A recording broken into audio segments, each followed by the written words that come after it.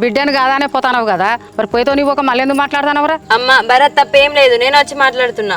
నువ్వెందుకు మాట్లాడుతున్నావు బిడ్డ? నేను అద్దనుకొని ఆయన పోవట్టే నువ్వెందుకు మాట్లాడుతావు? అత్తమ్మ వీళ్ళు 2 సంవత్సరాలతో ప్రేమించుకుంటారని చెప్పేసి మన ఊరు అందరికి తెలుసు. వానికి ఇప్పుడు సెంట్రల్ జాబ్ కూడా వచ్చింది. ఇంకేం కావాలి? మన ఊళ్ళో గారు వెనక బతుకుని చూసిండు కదా బిడ్డ, నా చూసుకుంటా నా బిడ్డ బతుకు ఆగం చేసుకోనా? ఎవరికో అట్లా జరిగిందని చెప్పేసి అందరికి అట్లనే జరుగుతుంది అత్తమ్మ. మనకి ఆర్మీ అంటే చిన్నప్పటి నుంచి ఎంత ఇష్టం, మనకి పోయేటప్పుడు సంతోషంగా పంపుల్ని. ఏమారు మీకు బిడ్డ పోయేతోడు తిరిగేది నమ్మకం లేదు, చూసుకుంటా నా బిడ్డ గొంతు కొయ్యాలనా? అత్తమ్మ ఏదో ఒక రోజు నువ్వైనా నేనైనా మన అందరమైనా పోయేటోళ్ళమే. ఈ భూమి మీద శాశ్వతంగా బతకడానికి మనం ఇవ్వలేం రాలేదు. కానీ నువ్వు పోతే మన వాళ్ళే ఏడుతారు కావచ్చు, కానీ ఒక జవాన్ పోతే దేశం మొత్తం ఏడుతుంది. ఇట్లాంటి మాటలు చెప్పేటందుకే మంచుకుంటాయి. గారు వెనక బతుకు ఏమైంది? పెళ్లి అయినాక నెలకే ఆమె జీవితం ఖరాబ్ అయింది. నువ్వు ఎంతసేపు రేణుక గురించి ఆలోచిస్తానో కానీ మన ఊర్లో ఎంతమంది జవాన్లు లేరు? ఎంతో మంది వాళ్ళు రిటైర్ అయ్యి వాళ్ళ ఫ్యామిలీస్ తోటి సంతోషంగా గడుపుతారు. నువ్వు వాళ్ళ గురించి ఎందుకు ఆలోచిస్తారు?